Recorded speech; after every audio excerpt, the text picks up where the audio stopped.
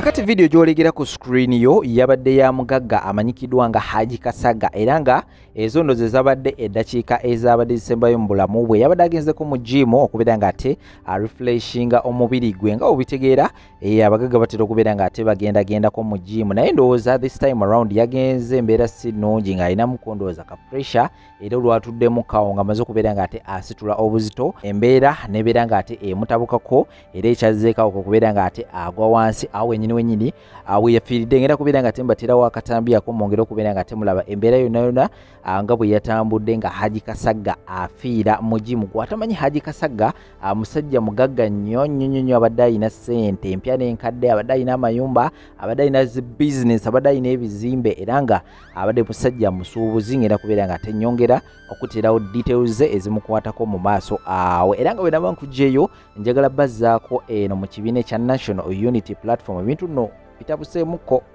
bitabuseemuko njagala bazzayoko kati nnyo wali Alien Skin we yagendera okubeera nga ate ayimbira abawagizi ba NRM saidi eri eyiga nga bamujjukira bulungi nnyo gye baamukubira amayinja ne ttiimu ye yonna gye yagenda nayo kakati Alien Skin si yekayeke yakuwa amayinja olwo n'abaana abalala abasobola okubeera nga ate bakuwa amayinja era nga abamu ku abo waliwo omuwagizi wa NRM yakubwa ejjinja era embeera mbu ebadde si nnungi ebbanga lyonna anti olunaku olw'ejjo lwe yasobodde okubeera nga ate ava mu bulamu bw'ensi eno kakati awo njagala oyongera okubeera nga ate ogattagatta dotsi olabe ebintu bino gwolowooza biyinza kubeera nga ate biggwerawa kubanga kakati omusango omupya nagwo guyingiddewo aba NUP mbu bassa omuntu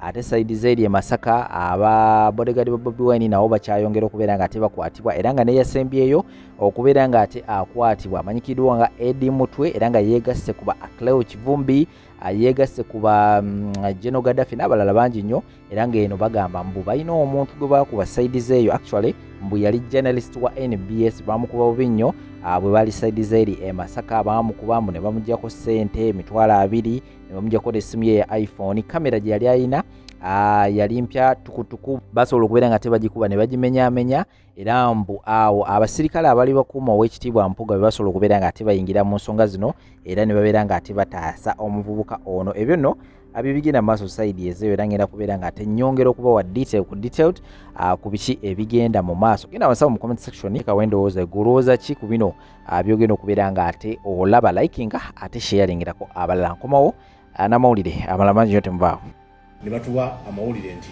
Eddie Mutwe bamuleeta e Masaka twabadde ku poliisi e Masaka olunaku lwonna twavuddeyo ssaawa bwezi 12 nga Eddie Mutwe batugamba nti bamuleeta Masaka tebanamutuusaayo naye ensonga lwaki tusuubira nti kituufu bamuleeta Masaka fayiro ya bannaffe baganda baffe bakireewo ensonga Eddie Mutwe yatandika okuva lunaku lwasooka bwe natuukawo statement gye nasooka okutwala yali ya smart naye ngolaba Eddie Mutwe bamwogerako jo bwe twabadde mu kooti bwebadde babaweereza mu high court twalabye empapula zonna nga erinnya lya Eddie Mutwe mweriri kitegeeza ki nti obubonero bwonna bulaga nti muganda waffe bagenda mutwala mugattako fayiro eyo bwe kiba olwedde fayiro ebaddewo nga kumpi omwaka mulamba guyiseewo ensonga ze boogerako bano bannaffe abatuwanyisa ze bateekayo mu poliisi ez'emmanja mu mwaka guyiseewo kitegeeza tewakyali kye banoonyereza mu mateeka ababadde bamutwala butwazi ne bamugatta ku fayiro ne tuyitawo ne tugenda mu kooti so kaakati essaawa eno okuggyako nga bali mu mutulugunya bwe kiba kikwata ku fayiro eyo tewali nsonga lwaki Eddie Mutwe bamusigaza kye tusuubira bwe banaamutuusa ku poliisi e Masaka baba balina omuggyako statement bwe bamala okumuggyako statement ye olwo alyoka ayongerebwe ku fayiro eri agende w'omulamuzi e Masaka era ayite mu process nga bannaffe gye bakola ki gye babayisaamu so lyessuubi lye tulina ku Eddie Mutwe essaawa zino ne tugenda kwongera okugoberera ensonga eno kitalo nnyo kitalo ddala omuwagizi wa Alien Skin owa Fangoni Forest yattibwa nga akubibwa amayinja kitalo nnyo abawagizi ba Alien Skin aba Fangoni Forest bagwa mu bazigu emisana ttuku nga bali mu baasi yaabwe nga bagenda okuziikirako munnaabwe eyali afiiriddwako omuntu we along Bombo Road. Abawagizi ba Alien Skin beekolamu omulimu nga munnaabwe afiiriddwako omuntu we era ne bapangisa baasi bagende bamuziikireko. Bagenda bayimba ennyimba za Alien Skin.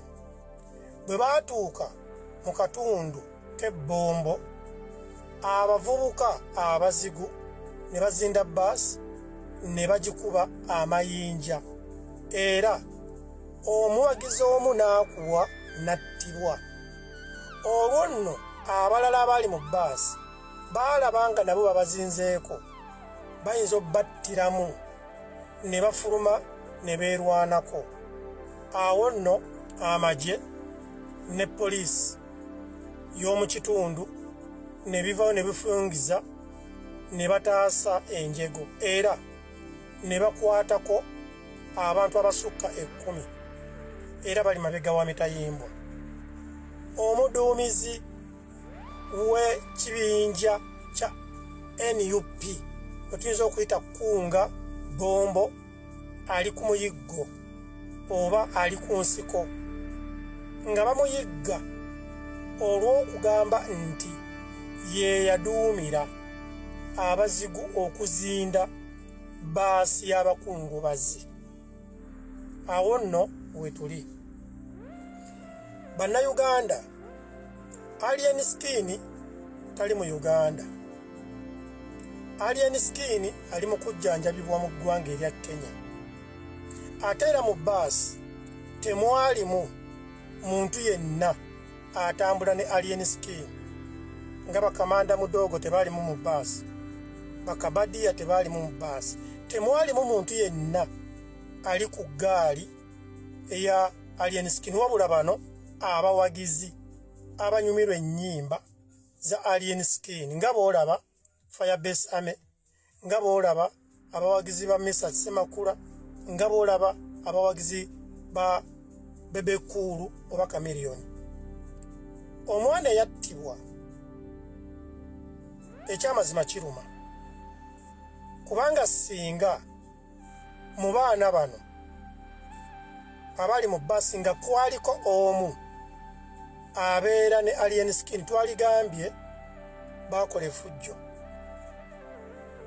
Bwe baalwanagana eyiganga abantu baatugamba Alien Skin yatandika effujjo ekitali kituufu. Kaakati Alien Skin ali Kenya. Effujjo Alien Skin yalikoledde ku Bluetooth. Ekintu nno kino kibi kubanga abavubuka bano abaakwatibwa abasukka 10 nga bonna bawagizi ba NUP era bonna bawagizi ba Bobi Wine. Bobi Wine bwe yavaayo n'agamba abantu okukola eggaali teyalangirira bubinja bw'abatemu bwe ndowooza, naye ate sinza kukimugjamu kubanga bwe baatemula Alien Skin eyiganga yavaayo ne yeebaza abatemu.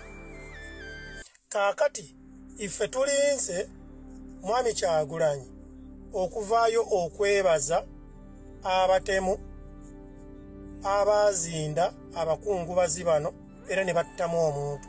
Tulinze ekigambo kya Mwami Kyagulanyi okubeebaza nga bwe yeebaza abatemu beeyiganga. Kino nno kiyinza okulaga ensi nti Alien Skin ebintu byonna bye bamwogerako ebyamazima bawaayiriza muwaayirize. Kubanga kaakati omuntu bw'abuuza abantu abali mu baasi abagenda bayimba ennyimba zaabwe, ennyimba z'omuyimbi waabwe, mukuba baaki? Bali mu baasi yaabwe tebavuddeemu kusasamaza kitundu wabula balaga bulazi nti nno balina omuyimbi waabwe ate nga si kyekisoose. tulabye abantu bangi babeera bagenda somewhere bagenda bayimba ennyimba z'omuyimbi waabwe oba abayimbi baabwe. Alien Skin okuyimba ennyimba za Alien Skin musango era kikubye omuntu era bwe banaavaayo ne bakwata abantu bano bonna era mugenda kera kumakya mugambe nti free gundi era mugenda kugamba bamakubidde ki battidde ki omuntu ono kubanga yabadde abakoze eki okulaga essanyu okuwuliriza ennyimba z'omuntu oba okwagala omuyimbi atali nawo wabula oluyimba lwe kimukubya oba babagamba nti buli we muwulira oluyimba lwa Alien Skin buli we mulaba ekintu kyonna ekyekwasa ku Alien Skin mulina kukuba bukubi oba mulina kutemula.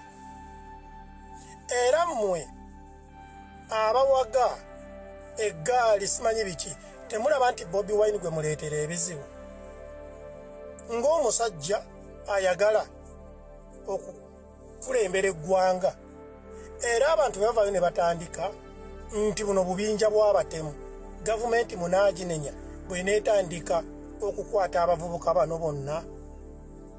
Era mukimanyi nti nno bino bye mukola imwe naddala abawagizi be ne UP okukuba abantu abawagira Alien Skin mukimanyi nti nno kiyinza okubaleetera kampeyini ze tugendamu okutuuka nga almost mwenna abavubuka abalowooza nti mulina amaanyi muli bakomanda nga muli munda era munaanenya gavumenti kuba ne bennandibadde nze nandisindisa amagye ebbombo ne bakwata buli mbwa ey'NUP eyeenyigira mu kasuka amayinja si bonna kuba bali mu mirembe gyabwe bali mu baasi yaabwe balina gye balaga tebavudde mukola fujjo mukuba baaki kyekibuuzo kyokka. Bannange tugenda kufiirwa abantu bagenda kubasiba bagenda bateeka mu makomera. Mbabuulira bavubuka mmwe simba musoose okuvubuka. Bobi Wine ekigambo ky'ovaayo n'oyogera kiyinza okubeera ekigambo kino nga kigenda kukuleetera emitawaana eky'eggaali n'okuvaayo okwebaza abaakola effujjo abaatemula Alien Skin kiyinza okukuleetera obuzibu Bobi Wine. Era nze omutima gwange guŋŋamba Bobi Wine ye gw'osibye abaana bano olw'ebigambo by'oyogera kubanga abaana bano bakukkiririzaamu abavubuka bakukkiririzaamu bakwegomba mu buli kintu ky'olina kati buli kintu ky'oyogera bakiwuliriza era bakikkiririzaamu era bayinza okukikola bakiteeka mu nkola. Era abavubuka bano bali mu makomera lwakuba ggwe Bobi Wine olwa statement yo eziri reckless z'okola.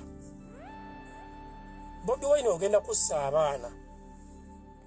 Bobi Wine ogenda kussa abavubuka obwavu kuba kati bakuteeka mu kkomera abadde alina akasente ke oba abafamire bagenda tandika okuwanjaga batunde obubuzi batunde obute batunde obutaka baggyeyo omuntu waabwe. Naye ng'omwana oyo yakola yateekesa mu nkola mukama waabwe Kyagulanyi kye yayogera. Uganda Police n'amagye nsaba abaana bano be mubakwata mubabuulire bubuulizi tebalina musango bali misled ate nga bavubuka bato bali misled temubateekako nnyo maanyi mubakansolinge mubaggyemu ebikyamu mu mitwe kubanga bannabyabufuzi babakozesa.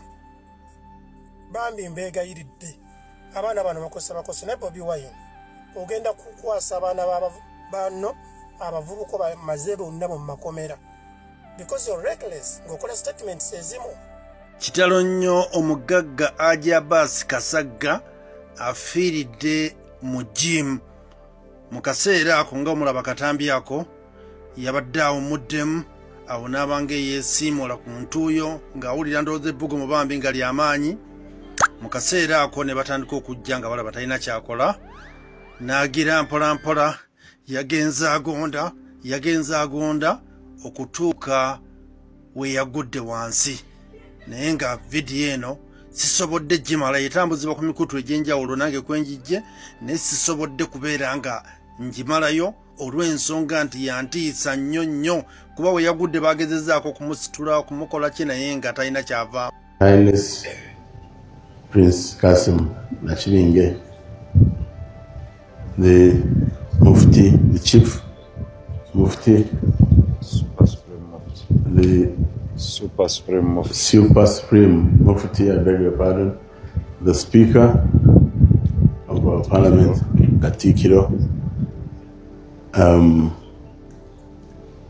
all of you in your distinguished capacities, Monsonyi Uruganda Rwange Rubi,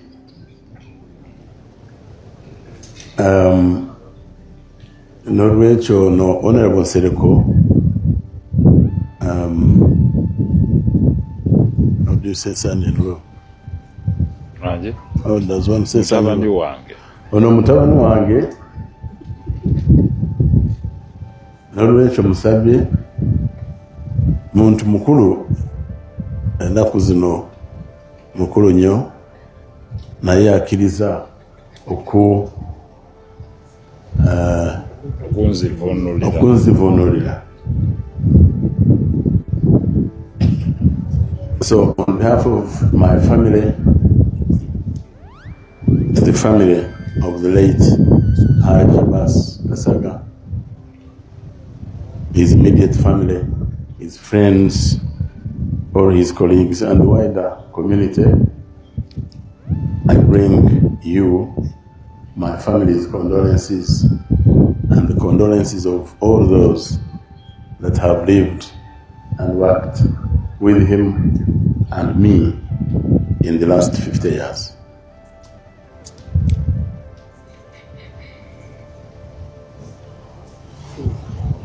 Death is a natural phenomenon which no one can escape. So the important thing in one's life is what one does for himself or herself and the community in which he or she lives. And I think I can say without fear of contradiction that Haj Abbas Kasaga on this acquitted himself very well.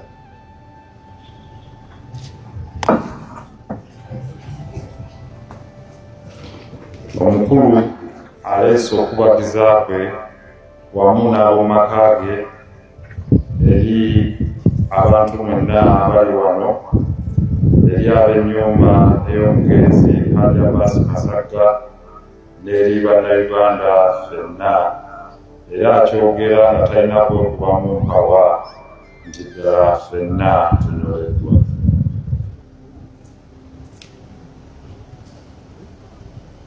And it is with deep respect and solemn reflection, therefore, that I honor the memory of Haji Abbas Kasaga, a steadfast contributor to Uganda's liberation struggle and a quiet pillar in the fight for freedom and justice.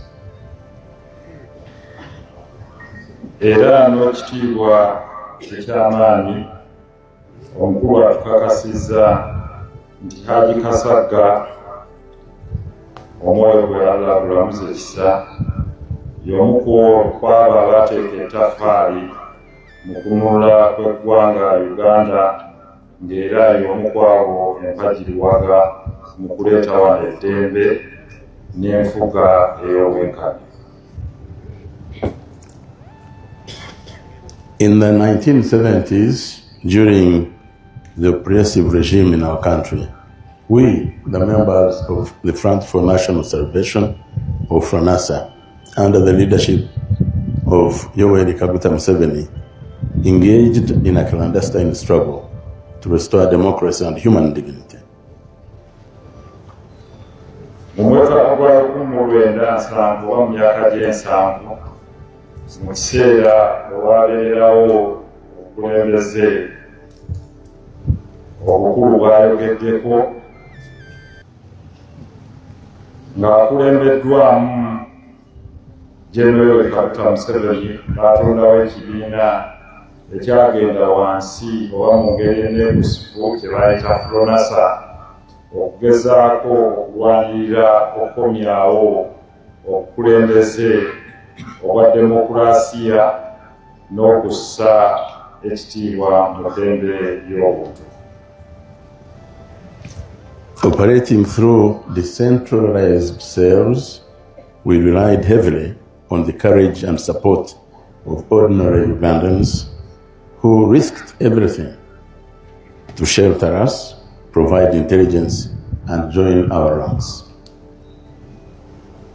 Nga bayita mu kukozesa obubinja obuli wansi ku muntu wa wansi oba ku byalo, nga bakozesa amaanyi n'obuvumu nga beesigamye ku buwagizi bw'abantu abo beeyimamu obwakabugu nti they risked everything okubeera ng'abantu abo babakuuma okugezaako okubawa bwino intelligence oba okubawa information okugezaako okwegatta ku lutabaalo lwe baalimu. Among these unsung heroes was Haji Abbas Kasaga. Omu ku abo abatanokolayo mu lwatu mwe muli omugenzi Haji Abbas Kasaga. Though I did not meet him during the heat of the struggle, our operations were necessarily compartmentalized, obviously, for security. His commitment was later brought to my attention by Sheikh Zubair Bakari, a leader within our Abawejere network in Kampala. Newankubadde saamusinkana mu kiseera ekyo, naye ebikolwa bye byanjolekebwa lwatu nandise mugenzi Sheikh Zubair Bakari akulembera akabinja k'abawejjere abaali beeyisize emmuli mu Kampala. The Bawejere, I'm sure you all know, which were led by the late Abbas Chibazo. We worked with Haji Chibuye and many other people that time. Haji Abbas was part of that group, and he and they operated in shadows, ensuring the movement's survival through some of its most perilous moments. Haji Abbas yali omu ku bano abakola butaweera okulaba ng'ekigendererwa kino kituusibwa ku ntikko okuteekebwa mu nkola. His quiet dedication, like that of many others, formed the invisible scaffolding of our resistance. Okwewaayo kwe mu ngeri y'ekisirise okufaananako n'abalala y'emu eyakola empagi okwalimirwa oba okwasinziirwa okutambuza olutabaalo lw'abakulu. He did not seek recognition, yet his actions spoke volumes. He exemplified the spirit of selflessness that defined our struggle, a spirit that lives on in the freedoms we enjoy today. Newankubadde yawaayo kingi era nga buli kimu kyeyoleka mu mwoyo gwe yawaayo n'engeri gyeyeeyisa, naye teyavangayo okweyogerako oba kuvaayo kusaba abantu bamwogereko, ate era ng'ekyo yali alwanirira ly'eddembe olwaleero eryeyagalirwamu. Today, we gather not just to mourn Kasaga's untimely departure, but honor the life he lived and the lives he leaves behind. abalungi abatuwuliriza era abatulaba olunaku olwaleero tukyaddeko ewa Sheikh Ashraf Dembe. Sebo nsanyusa okubalaba. Amannya agange nze Sheikh Ashraf Dembe akola ku bizibu by'enjawulo. Omuntu singa aba alina ebirwadde tumusomereddwa, tumuwa amazzi ga lukuya nga bw'obadde ogalaba, tugenda abantu ku kyoto ne twokya emizimu emibi egibabaamu n'okulomba edduwa. Abantu singa abeera ng'ali wano atuuse nsobola okumulombera edduwa, ne waba atatuuse nga mpadde amannya ge naye ng'ali wala. Neetaaze ennamba yange yeeno eri 07 01 76 37 11. Nammwe bannyinaffe abali ebweru oyagala okuba nti oyagala okulombera ku dduwa ng'olina ebizibu, viza zibuze, amaka gakolongotana, sente zikola zimpita mu ngalo, ojja kumpeereza ekifaananyi kyo n'amannya go, ebyo byokka bijja kummala, nja kukulombera edduwa, ojja kutereera. Olunaku olusembayo mu mwezi mba n'edduwa eyawamu ffenna n'abalwadde bange abakadde n'abapya. Salaamu alaikum warahmatullahi wabarakatuh.